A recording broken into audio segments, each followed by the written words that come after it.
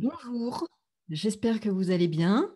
Aujourd'hui, je vous retrouve pour une vidéo concernant la prochaine pleine lune qui aura lieu donc à 3 degrés 27 minutes du Capricorne, donc lune en Capricorne, soleil en Cancer. Alors, comme vous allez pouvoir le constater quand je vais vous présenter la carte du ciel de cette pleine lune, qui aura lieu le 24 juin à 20h39 heure de Paris, 18h39 temps universel.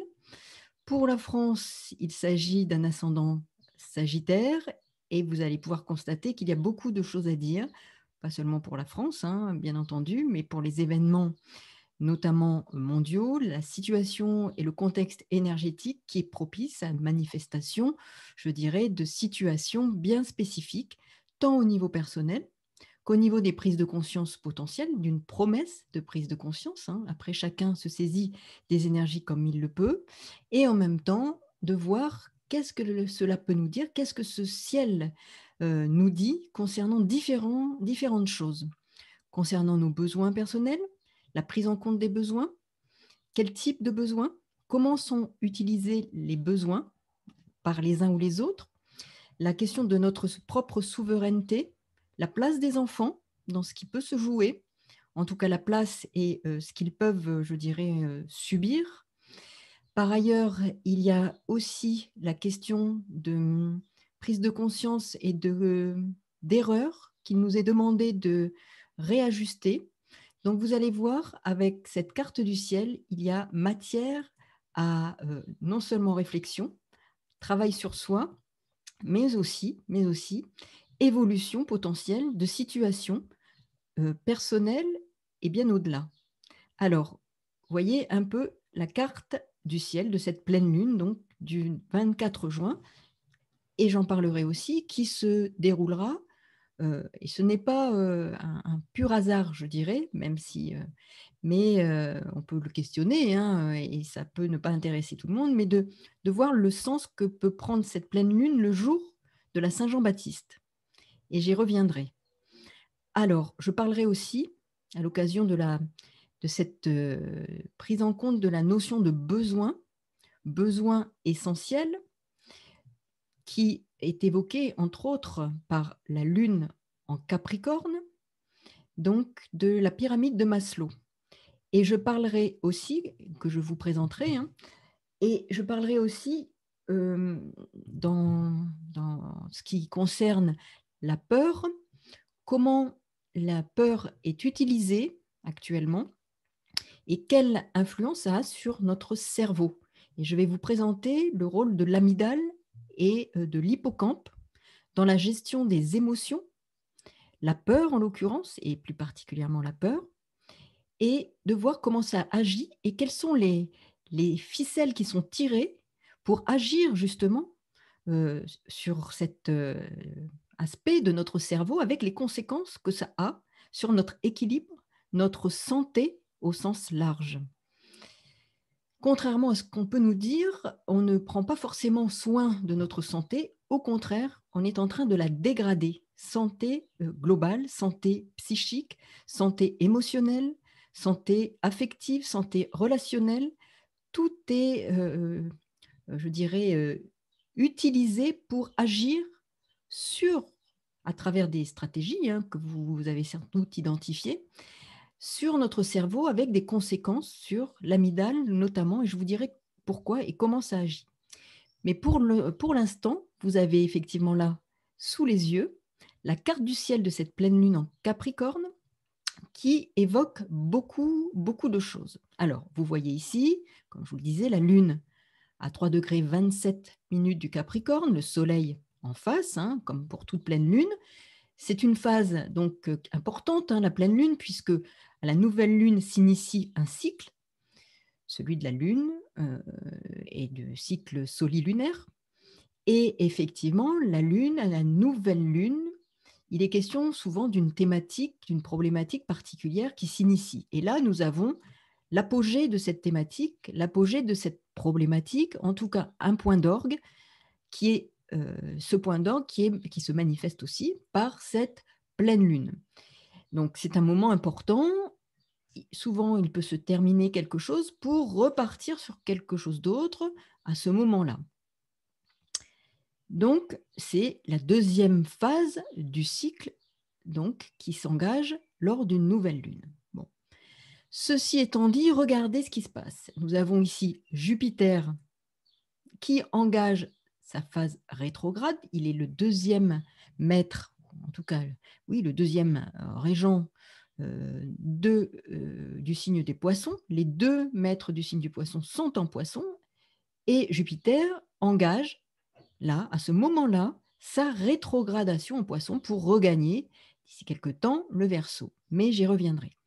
Donc la phase de rétrogradation avec, comme vous le constatez, un beau trigone de Jupiter au Soleil et un beau sextile à la Lune.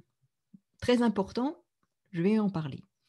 Par ailleurs, nous avons ici Mercure qui repart, lui, en phase directe, après avoir été, pendant quelque temps, j'ai fait une vidéo là-dessus, en phase rétrograde. Donc, lui repart en avant et Jupiter, lui, alors bien entendu, hein, c'est du point de vue de la Terre, hein, il ne recule pas, c'est pas du tout ça, hein, mais du point de vue de la Terre, il donne l'impression de rétrograder.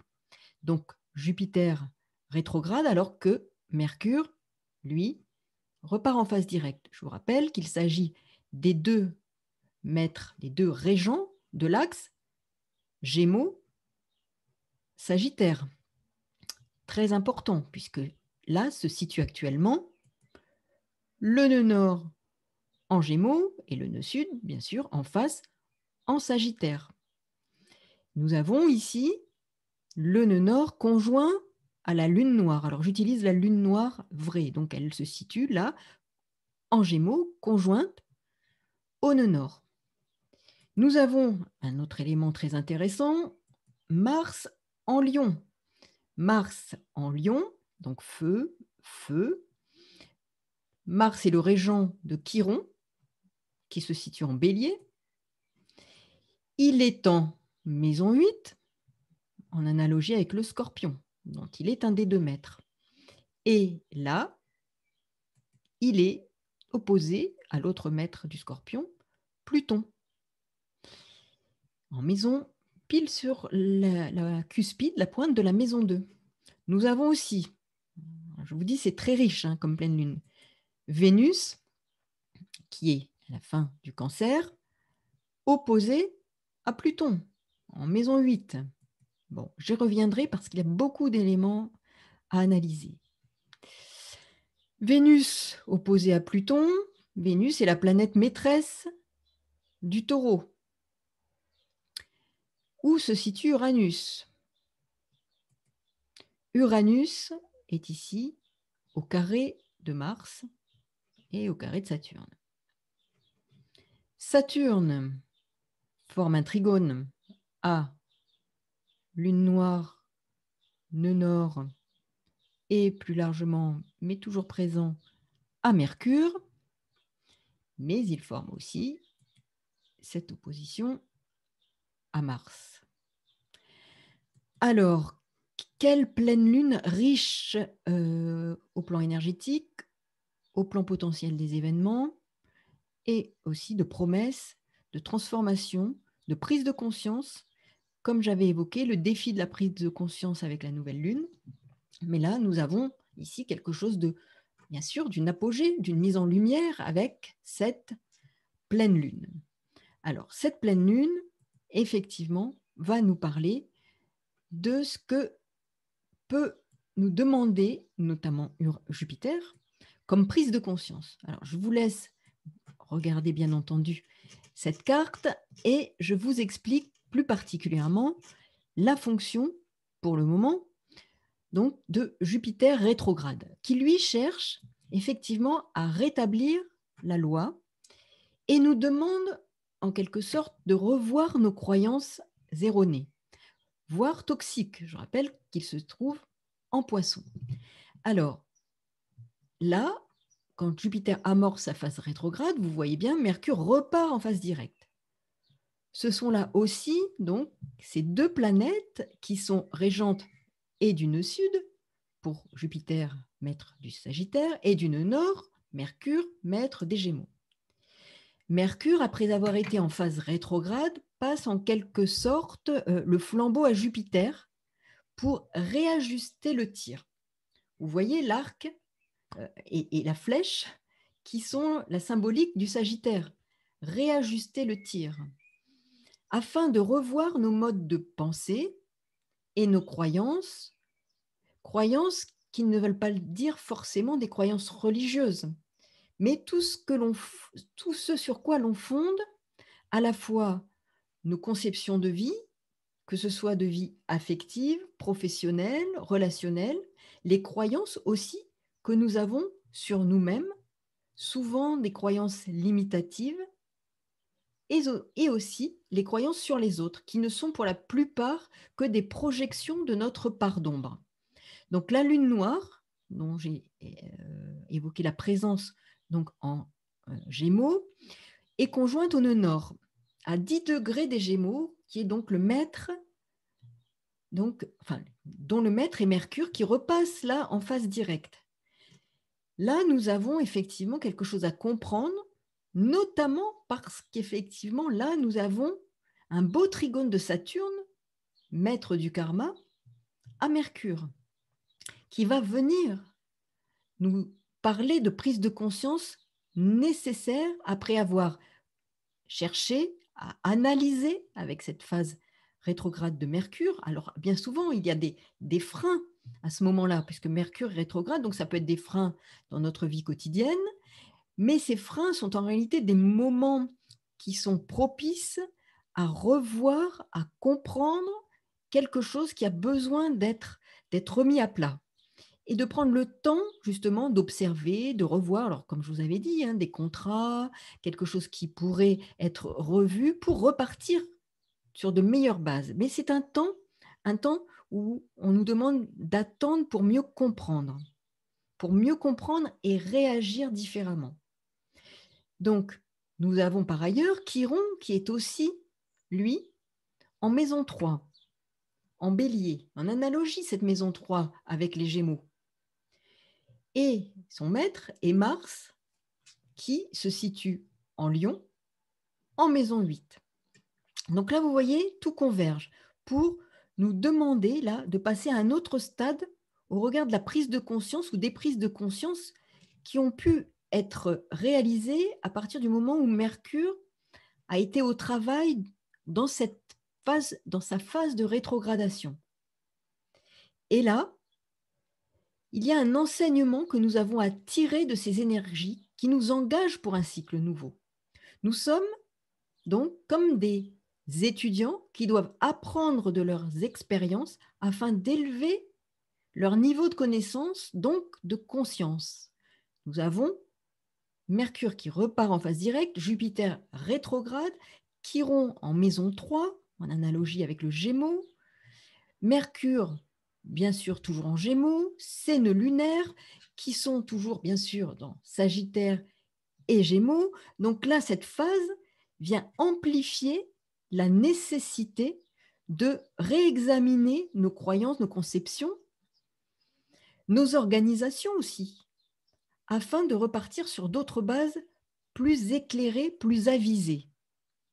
Nous avons à soigner notre mode de pensée, nos pensées, grâce à l'enseignement qui nous est dispensé et nous demande de transformer nos valeurs, d'aller vers un autre avenir, Uranus en Taureau, et non pas de façon nostalgique, avec ce Saturne qui aussi peut être parfois un frein et nous ramener en arrière, mais il n'est pas à considérer de ce point de vue-là.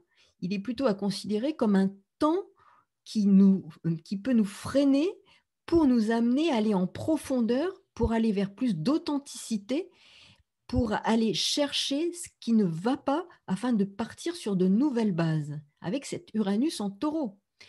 Nous ne sommes pas dans la nostalgie, il ne faut surtout pas être dans cette nostalgie avec ce Cancer en Capricorne qui peut nous inciter à l'être, mais plutôt tenter de maintenir aussi à travers ça une protection et un statu quo. Et on dit souvent, on l'entend, de faire comme avant. de rester comme avant, de revenir comme avant, ce que l'on entend effectivement beaucoup. Mais justement, c'est ce que nous ne devons pas faire, ce qui ne doit pas être fait, car si nous en sommes là, avec ce que nous vivons aujourd'hui, c'est que nous avons quelque chose à comprendre, à tirer, à comprendre de cette expérience qui est karmique, collective et individuellement, pour repartir après un nettoyage par rapport à une forme de purge.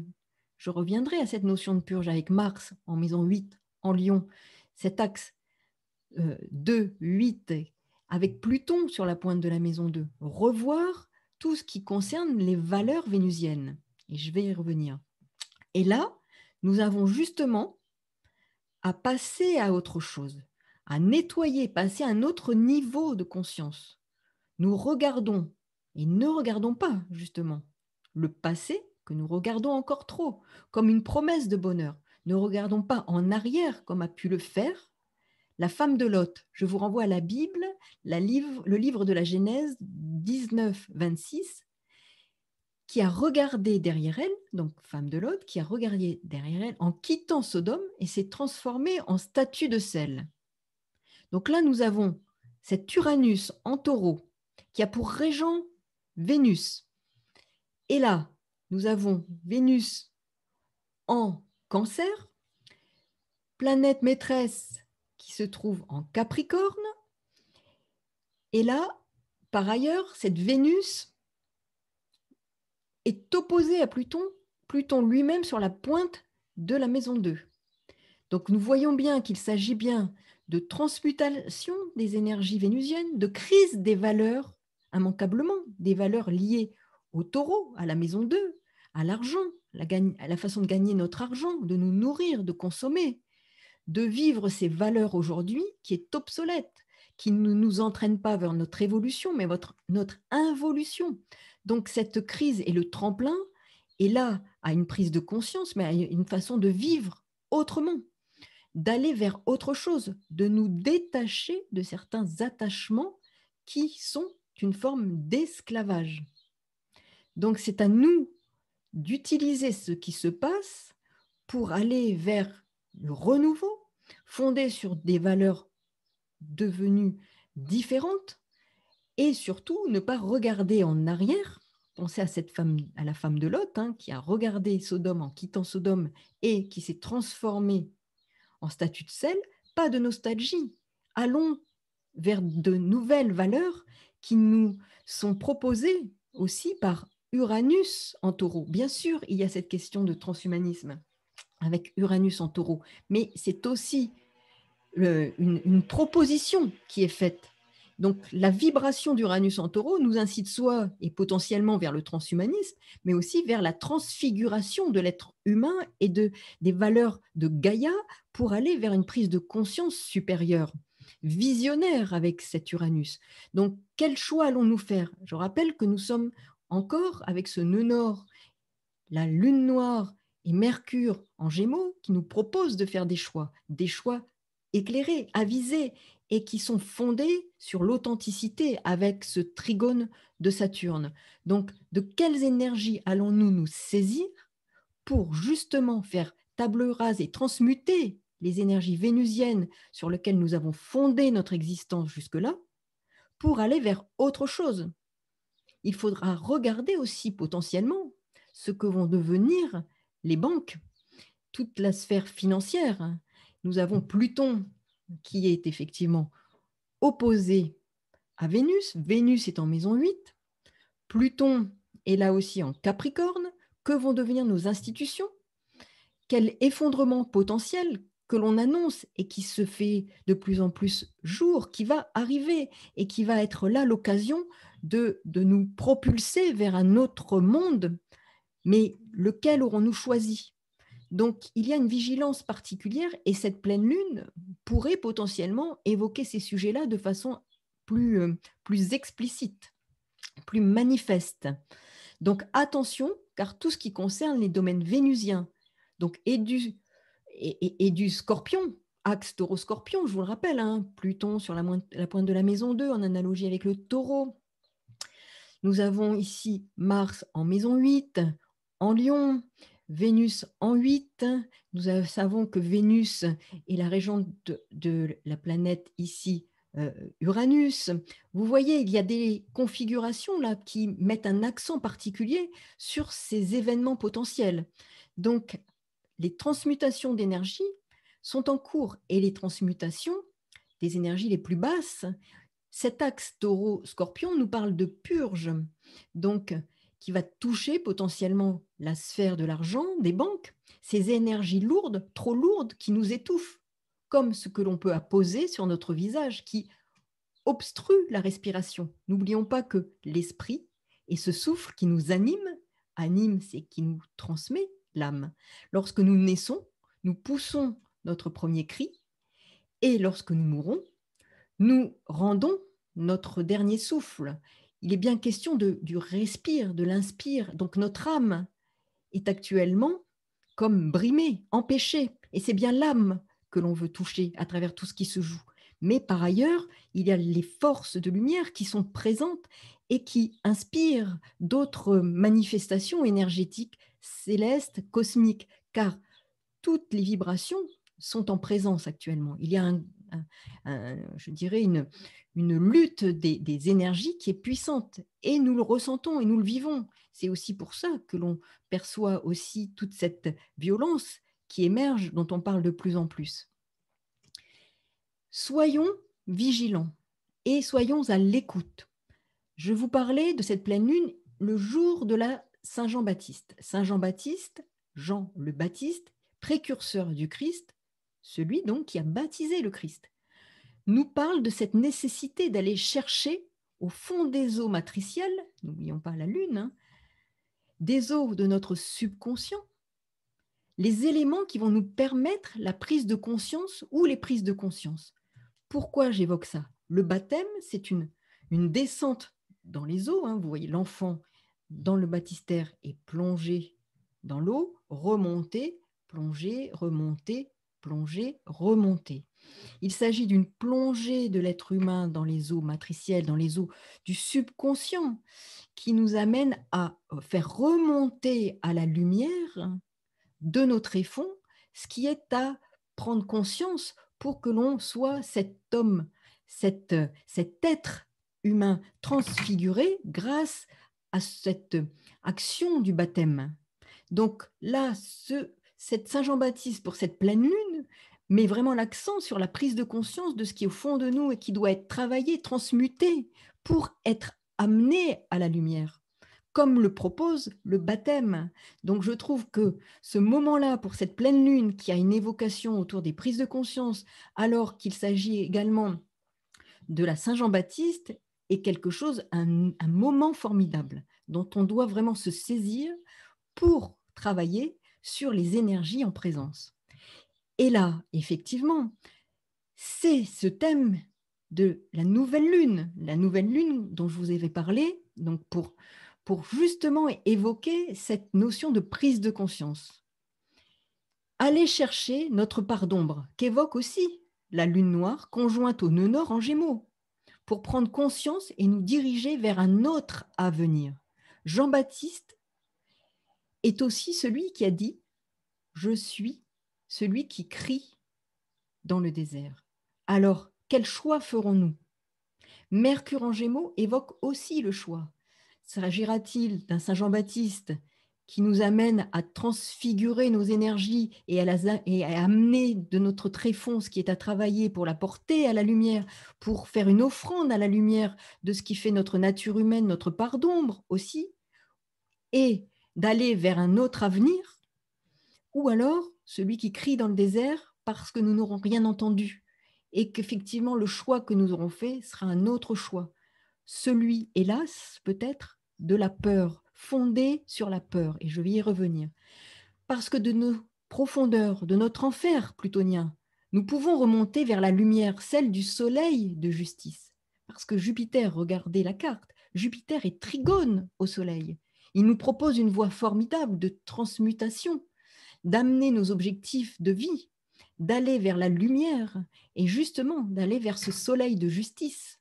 Les erreurs, les fausses croyances, les croyances erronées mensongères, les organisations empreintes de mensonges dans nos sociétés, dans notre travail. Les organisations, effectivement, peuvent être parfois toxiques, empreintes de mensonges, et nous sont présentées. Serons-nous là capables de prise de conscience et de positionnement, de choix personnels, intérieurs comme extérieurs? Pluton, lui, de son côté, est en Capricorne, et la Lune aussi est en Capricorne. Ils évoquent cette période aussi, qui est en cours, par exemple, autour des élections et du peuple.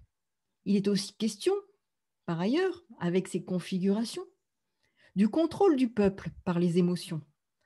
Je vous en ai parlé en tout début parce que je veux y revenir absolument, parce que c'est quelque chose de très important, ce qui se joue. Le contrôle et le pouvoir par rapport à une manipulation des émotions.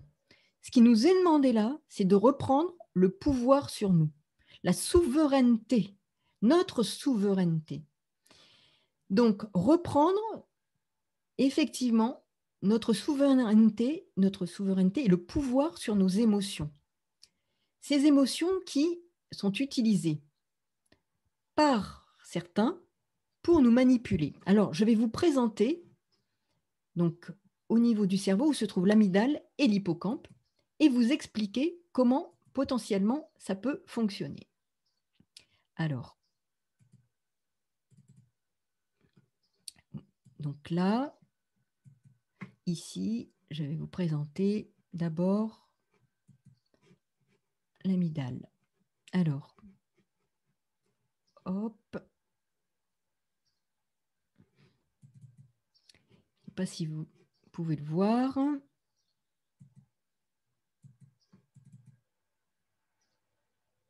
Je pense que là, nous y sommes. Donc ici, ce que l'on voit, c'est l'amygdale qui est placée ici. Donc vous avez la définition du stress qui est liée, qui correspond ici à toute condition qui perturbe l'homéostasie physiologique et psychologique. Donc nous sommes bien ici, donc dans ce travail qui peut être fait à travers le stress. Un stress, donc l'homéostasie, ça évoque aussi la lune, l'équilibre. Donc comment on peut, grâce à un stress prolongé, avoir notre équilibre personnel, notre homéostasie, notre harmonie personnelle complètement entamée. Donc le stress ici est géré donc par l'amygdale. Donc on appelle l'amygdale parce que ça ressemble à une petite amande. Et l'hippocampe joue aussi donc sur tout ce qui concerne, je dirais, tout ce qui concerne les émotions et la gestion des émotions. Donc, nous avons l'amygdale et l'hippocampe qui gèrent le monde des émotions et la peur notamment, plus l'hippocampe en plus est lié à la mémoire des situations. Donc, dans notre cerveau, il existe des zones qui sont actuellement particulièrement, je dirais, ciblées par rapport à ce qui est en jeu, c'est-à-dire l'utilisation de la peur comme un moyen d'atteindre l'individu dans son cœur même, mais aussi avec une action sur le cerveau. Et en agissant par du stress continu, en manipulant la peur, on agit notamment sur l'amygdale, que je vous ai montré, qui est une zone qui s'atrophie à force de stress. Et le stress, c'est quelque chose qui peut être ponctuel ou qui s'initie et qui dure dans le temps.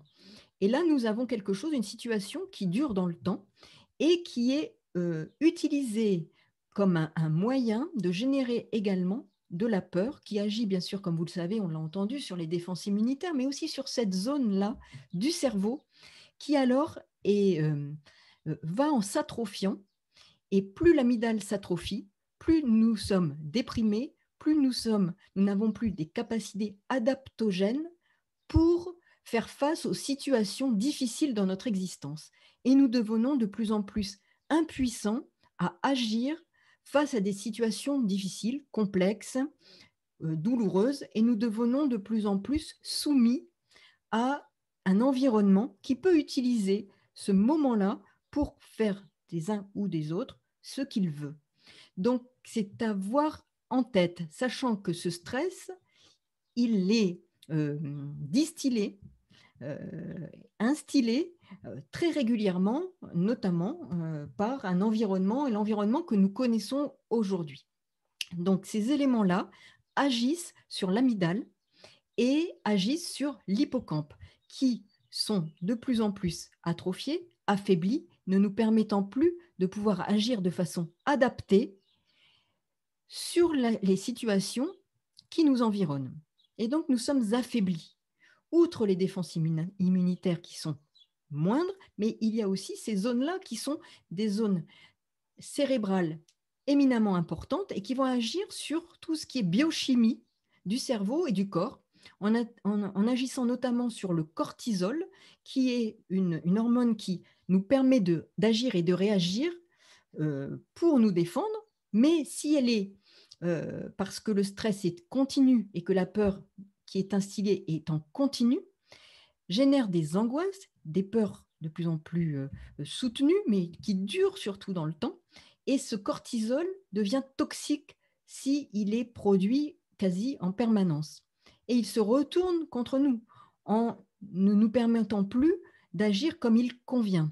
Donc à ce moment-là, nous sommes affaiblis et nous devenons un peu des tributaires et esclaves, je dirais, d'un environnement qui peut utiliser cette faiblesse pour faire ce qu'il veut, et en usant et en abusant de cette denrée qu'est la peur. Donc, je voulais vraiment revenir là-dessus. Par ailleurs, donc, alors je représente toujours la carte pour que vous l'ayez sous les yeux. Donc, nous avons ici toujours en tête cette lune en Capricorne. Donc, que nous dit cette lune en Capricorne?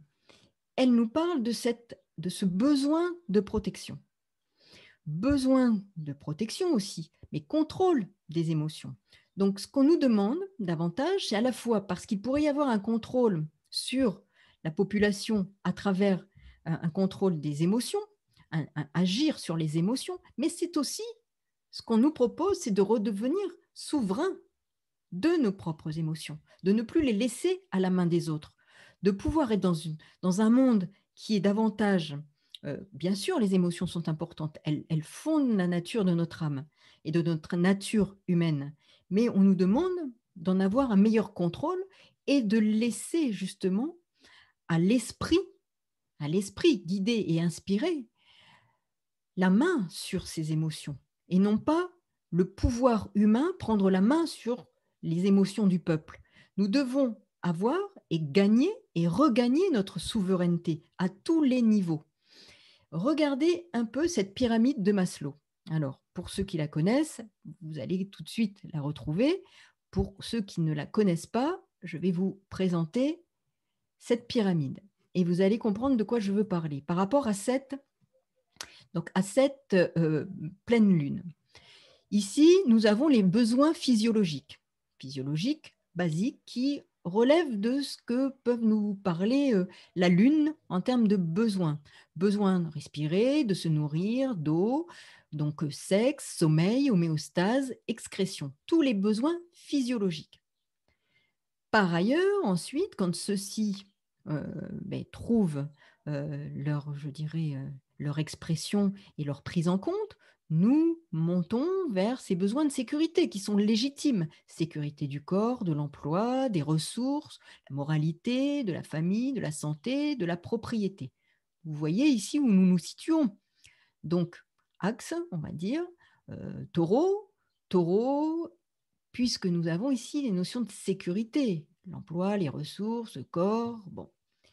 Mais quand quelque chose n'est pas ou est utilisé pour nous insécuriser sous prétexte de nous sécuriser, là, ce sont les besoins. Je parle des besoins, la pyramide de Maslow, pour rappel, c'est les besoins fondamentaux de l'être humain à tous les niveaux pour être un être debout et être réalisé et être en bonne santé globale, holistique.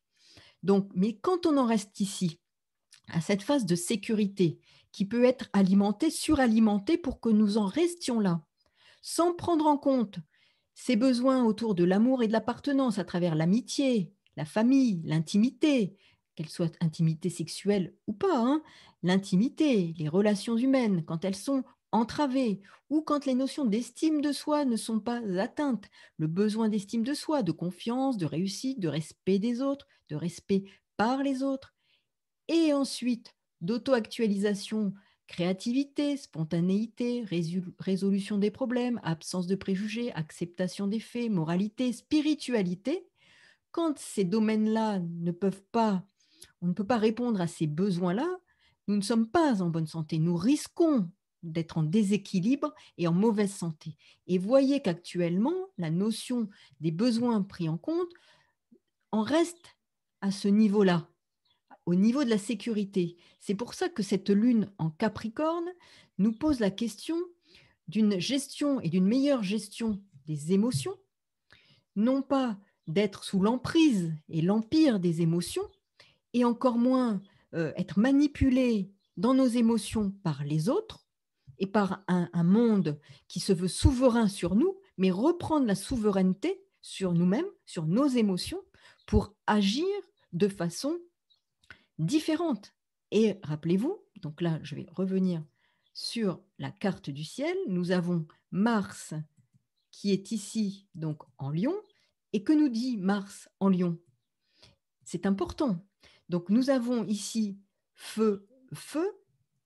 Nous avons par ailleurs Mars qui est effectivement en analogie, en étant en Lion avec la maison 5, d'agir de façon noble, avec des valeurs plus élevées, notamment dans l'intérêt de tout ce qui est créatif, procréatif, nos enfants. Attention, attention aux actions qui pourraient être destructrices concernant nos enfants. N'oublions pas que Pluton est opposé à Mars. Les 2 maîtres ici de la maison 8, Mars est en maison 8, en analogie avec le Scorpion. Donc, il y a des notions importantes à avoir en tête. Qu'est-ce qui peut être comme action? Et il faudra défendre et être capable de défendre des valeurs pour défendre les enfants, leur équilibre, leur santé. Attention aussi aux notions d'attachement, de détachement, de perte et de gain. Quelles seront les pertes que nous serons capables d'engager? De quoi serons-nous capables de nous détacher pour nous permettre d'aller vers plus de liberté et ne pas aller uniquement vers cette notion de sécurité qui est une nécessité, un besoin pour être debout, mais qui n'est pas une finalité. Aujourd'hui, il en est fait une finalité.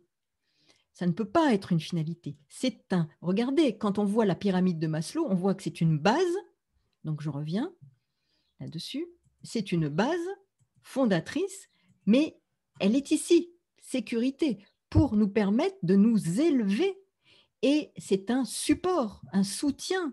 La physiologie et la sécurité, vous voyez ici, qui sont particulièrement mis en avant aujourd'hui dans notre monde, alors qu'ils sont effectivement fondamentaux, mais en même temps, on ne doit pas en rester là. Autrement, c'est là qu'en restant à ce niveau-là, on ne peut pas s'élever, devenir des êtres debout, alors qu'on doit aller vers la spiritualité, vers un développement personnel qui va nous faire grandir et prendre toute la mesure, nous permettre de prendre toute la mesure de ce que nous sommes en qualité d'être humain, à la fois avec notre dimension physique, physiologique, mais aussi psychologique et spirituelle. Et là, on en reste à ce stade-là parce que la peur est utilisée comme une denrée principale qui, comme vous l'avez vu au niveau du cerveau, agit avec des conséquences biologiques, physiologiques, biochimiques, qui nous positionnent dans une situation où nous sommes pris en otage et nous ne pouvons plus dépasser certains freins pour aller justement vers notre développement psychique, psychologique et spirituel. Donc c'est une base, mais on ne doit pas en rester là. Et aujourd'hui, on nous fait rester à ce stade. Donc la peur est là, avec ses incidences, mais nous avons là des outils pour agir.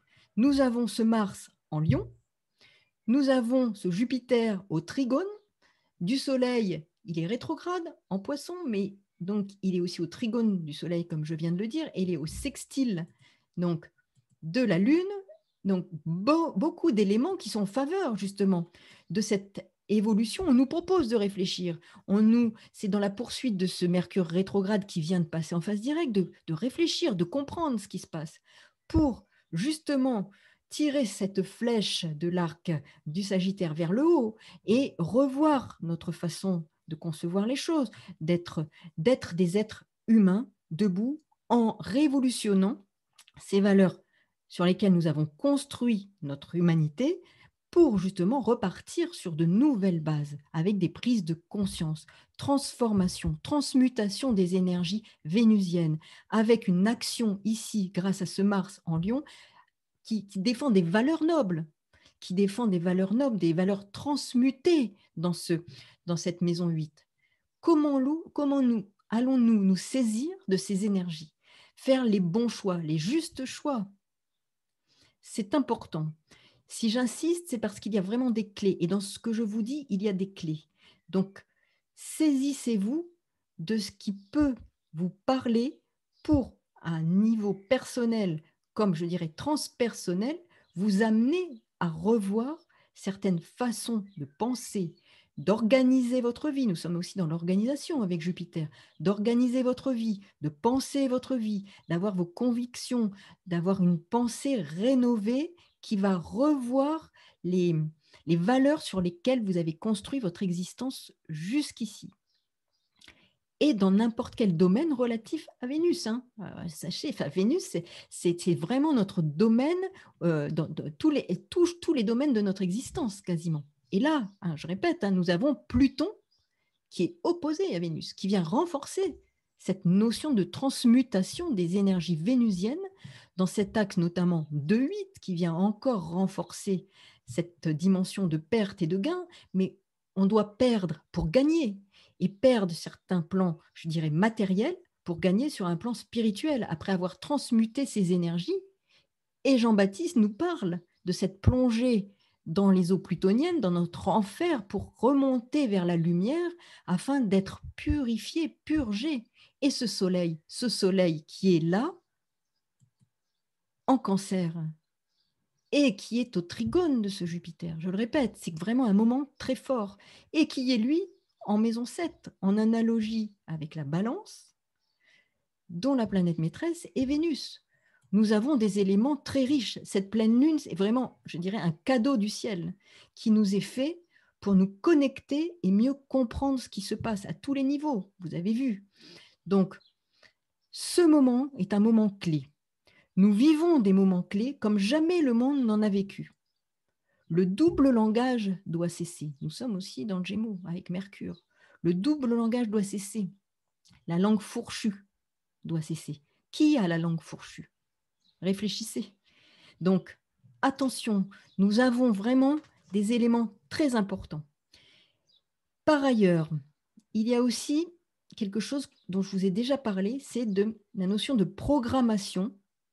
Programmation dans un axe qui est un axe important. C'est-à-dire que Uranus, qui évoque bien sûr l'informatique, parle aussi de programmation. Dans cet axe de taureau, Scorpion, puisqu'il est en taureau. Quand on considère un signe, il faut toujours le considérer dans l'axe qui l'active. Et là, nous sommes dans cet axe du détachement. Attachement, détachement. Pluton, je le répète, est ici sur la cuspide de la maison 8. Axe taureau-scorpion. Les 2 maîtres du scorpion sont opposés l'un à l'autre. Pluton est opposé à Vénus, maîtresse du taureau. Donc la notion, là, nous sommes vraiment dans un moment de civilisation, d'histoire du monde où la question de nos valeurs sur laquelle l'humanité s'est fondée doivent être complètement révisées, complètement revues, réinterrogées, re-questionnées pour une élévation, pour justement devenir libre. La notion de liberté est importante, mais pas à n'importe quel prix. Ce n'est pas une liberté faux folle, c'est une liberté qui nous rend dignes. Et nous avons Mars en Lion. Cette dignité est importante, à faire des choix qui nous rendent des hommes debout, des hommes et des femmes debout, des êtres humains debout, face à des valeurs rénovées qui sont des valeurs nobles et qui sont là pour défendre aussi les générations à venir. Et nos enfants, je répète, attention aux enfants, Attention à ce qui va être proposé aux enfants. La destruction est là. Donc, soyons vigilants, soyons à l'écoute, soyons prudents pour agir, pour défendre des valeurs nobles, des valeurs de dignité. Donc, la dignité, là, c'est une question importante pour chacun d'entre nous. Donc, nous avons ici un enjeu majeur. Et la question de l'attachement et du détachement, dans ces différentes analogies là, dont je vous ai parlé, est très importante. Je vais vous donner l'exemple du bateau. Un bateau qui part à la dérive. Ce qui est très bien, c'est effectivement de vouloir l'ancrer pour éviter qu'il parte à la dérive. Et vous allez voir le lien avec la sécurité. Ce bateau est ancré.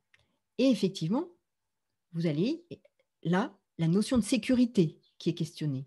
Mais en même temps, pour naviguer, donc on a sécurisé le bateau, on a mis une ancre et il ne bouge plus parce qu'il partait à la dérive. Mais là, qu'est-ce qu'il nous est proposé? Il nous est proposé en même temps de naviguer puisque le bateau est fait pour naviguer. Donc, il faut retirer l'ancre et jeter les amarres. Oui, là, vous serez en sécurité. Mais effectivement, si vous mettez l'ancre, vous ne naviguerez plus. Et là, il nous est demandé de naviguer. Donc, on retire l'ancre et on part naviguer. Parce que l'intérêt, c'est d'aller découvrir de nouveaux horizons. Nous sommes avec Jupiter qui nous ouvre vers le voyage intérieur, le voyage extérieur, mais le voyage intérieur qui nous ouvre vers des horizons. Donc le bateau a son ancrage, mais à un moment donné, il faut jeter les amarres. La sécurité, c'est une base.